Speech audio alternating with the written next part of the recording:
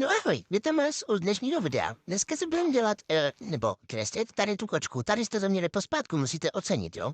Tady dělám skicu, mám symetrii zaplou a ta kočka byla děsivá, jsem si jenom bála, to bylo creepy, ty kráso.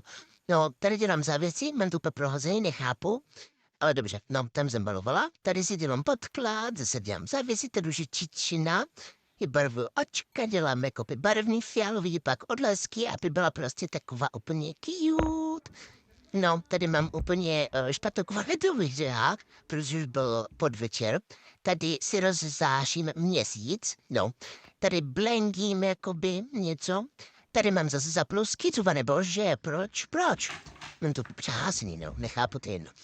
No, retož tady si už děláme jakoby strom a musí se odnejít novší opony. Světlejší, jasně, chápeme se? Tady znova, výborně. Tady už je to jako normálně, jak to jde po sobě.